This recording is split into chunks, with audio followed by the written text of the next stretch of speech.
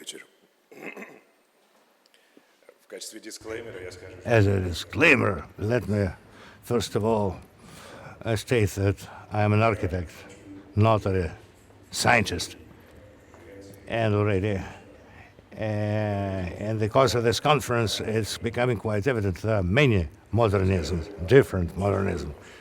And I'm going to tell you about two types of modernism, which are my favorites.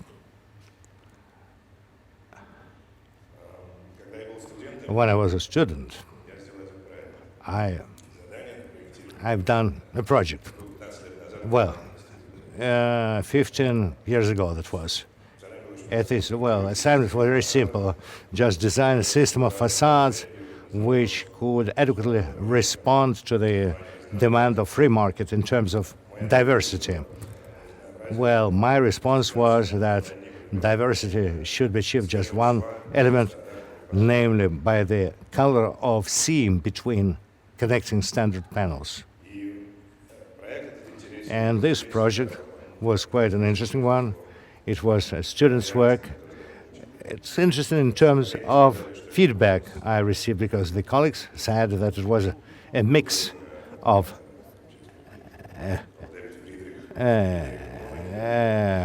an artist like David Friedrich and Erich Honecker. Well, the teachers called me Stalinist, and that was the only instance when it was a pleasant compliment. And then I went to the atelier of Kochas. I was very warmly received there. Sorry. In this sense, it's very pleasant to be inside this wonderful structure. Once again, to recall Ram Kochas with his epical, quote from back from '86 when he took the holy Saint Gagare of Modernism from Barcelona and just bent it on his knee, which is another reminder for us today that loving modernism is not enough. We should do something about it or with it. So I also learned that modernism is cool about 20 years ago when wallpaper appeared. And through these 2 decades, well, the media was absolutely saturated with different images of modernism. What did we see? We saw the total triumph of small scale. We saw the total triumph of interior. If you look through and shuffle through these publications, so definitely the most publicized objects were small objects. The most publicized objects were interiors with furniture, carpets, chairs, tables. And it seems to be quite noticeable, well, the work of Scandinavian curators 2009 in Venice when they had transformed a fantastic Scandinavian pavilion, which was sort of an emblem of modernism, into a living space. And that was exactly the paradigm which we were familiar with thanks to these countless publications. Wonderful spaces with fantastic panorama windows and design furniture. Did they want it or not? Certainly they did. They managed to create a sensation of disillusion or fatigue in this aesthetics, especially if we put it next to absolute evident reference of the work, just to see what a great phase of life came to end. How wonderful was that epoch, famed by Cockney. Well, in the West, Russian modernism is known thanks to the same publications, mostly to photogenic, fantastic objects, and today we've seen quite a few. I saw some new ones for me, but talking about these exclusive masterpieces, we shouldn't forget that we live in the country of winning modernism, but winning in a different way, where in 25 years they built out 50 million apartments. That means 50 million families, not humans, but families, on the territories of the ex-Soviet space had moved into their private interiors. Before that, such things simply did not exist. Now, 80% of Russians live in panel buildings, and we should not forget that this is also modernism, which is harder to love than any others, although Sergei Sidorov was talking about it with such a high inspiration, but that was a principle. It was a system which was created by the efforts of many best people through several decades. The question is, what is left for us as the acting architects working today, and is there anything which we really can implement on a big scale? We had a project which is still in progress. It's a reconstruction of Moscow library system or network. We had made a very interesting study in Venice jointly with Paolo Bigana. Some of you definitely know that Paolo Bigana is one of the well-known contemporary modernists who are able to talk and express himself not only on the urban but regional scale. So here are the examples. So on the map, there are dots. It looks like 450 corked holes, or the most, and with appropriate interiors. The interiors were formed in the modernism era, but is the Soviet spirit also a modernism? On this timeline scale, we see not the case that most of them were built in the classical epoch of modernism. Well, what really matters is that after year 2000, no new libraries had been built. I don't know if it relates to the fact that people started to read more or less, but nothing was added up to, the city structure, with the exception of 10 pilot projects which were carried out, and they were simply interior projects, reconstructions. We had quite a detailed research, which I can only refer in a kind of a metaphoric way, referring you to the map. So this map really shows the locations of libraries and metro stations. Otherwise, two Moscow systems, overlapping each other. Can there be something done out of it?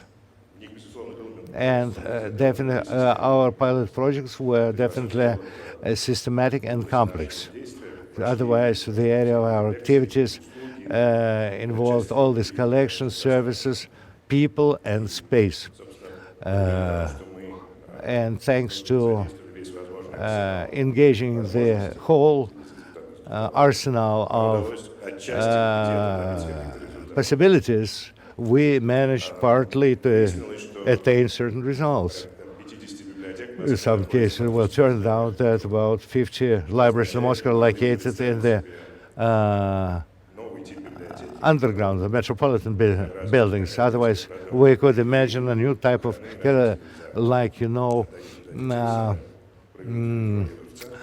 kind of a extended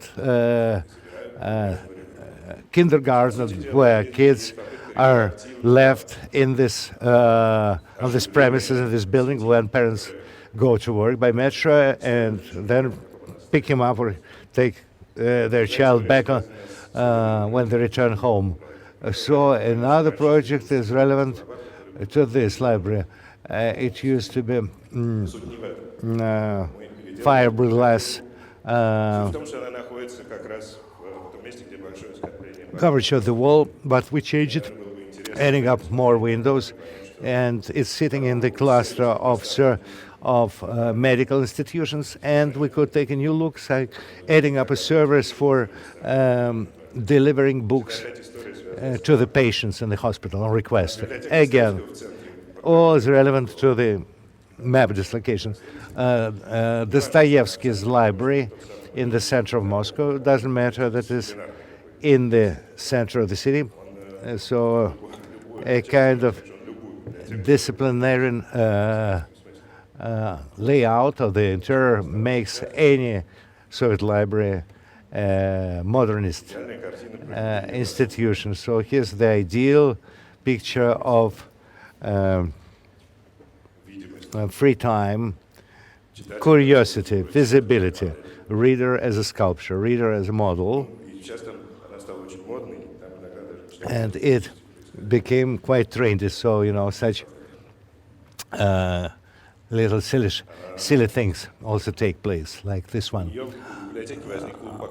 Well, now library now has a fan club, and if what's really curious, if we look at these stills by one of the customers, so modernism never left any, you know, dualism or unbiased.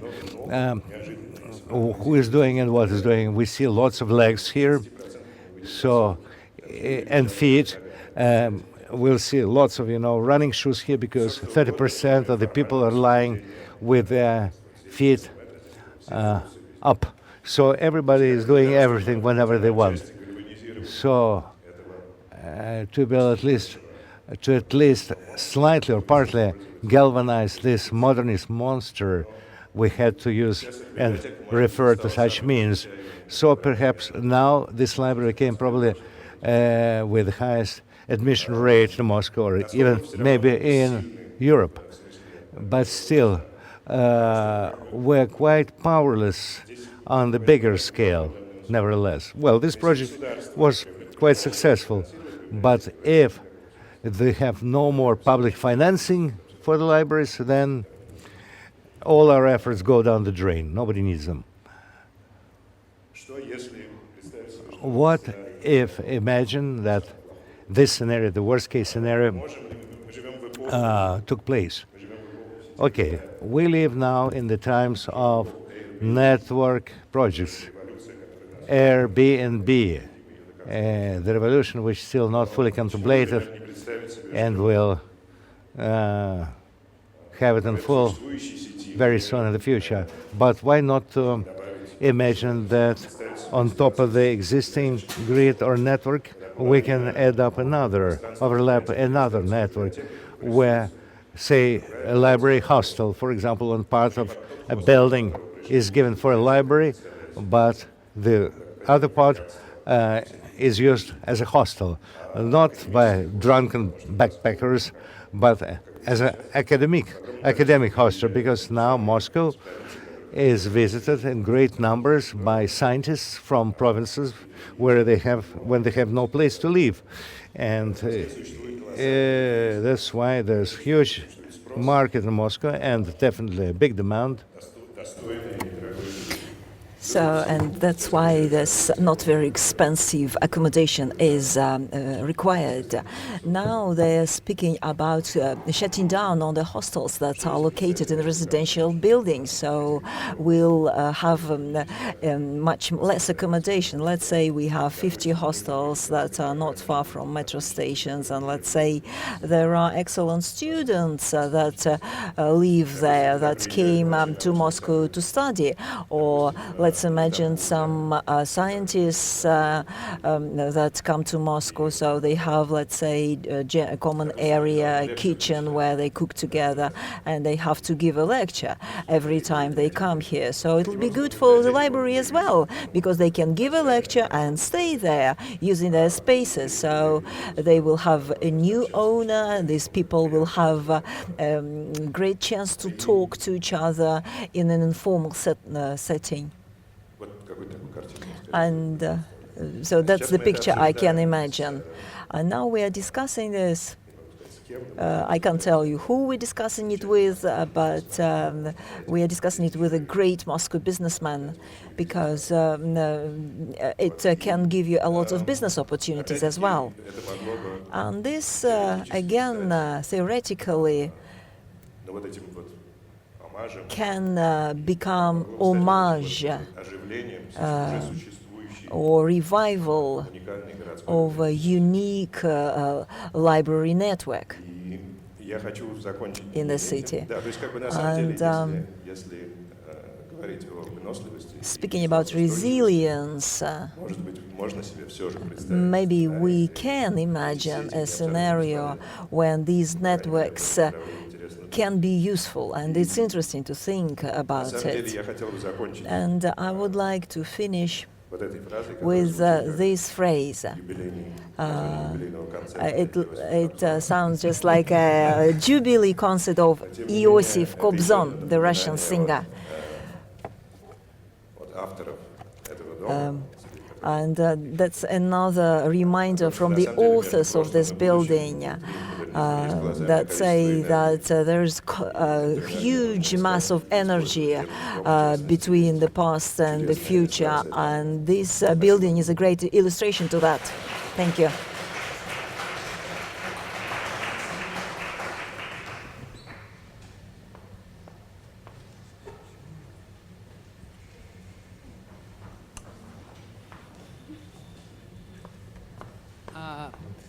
Спасибо огромное за доклад. Thank you very much for У меня your такой вопрос talk.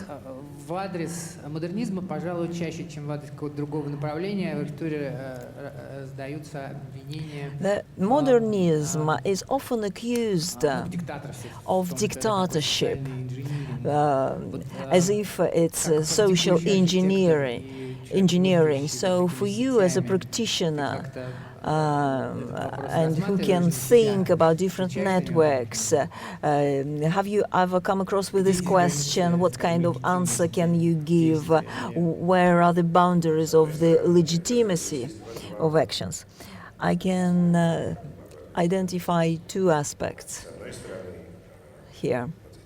So on the one hand, for example, speaking about this library project, we actually had the authority to achieve certain goals, to make some changes. So we had to be architects and producers and librarians. I even created a course for librarians about design.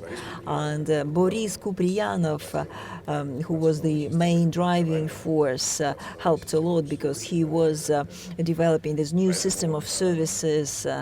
And I don't know if we can speak about dictatorship within this library project.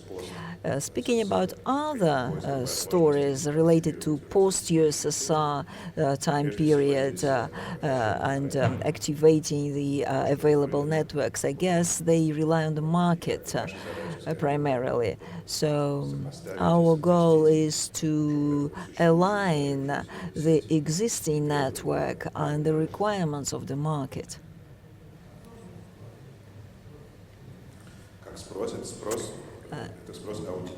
So what about demand? Well, it depends. It depends on the audience. So there is the audience that needs something that does not have it.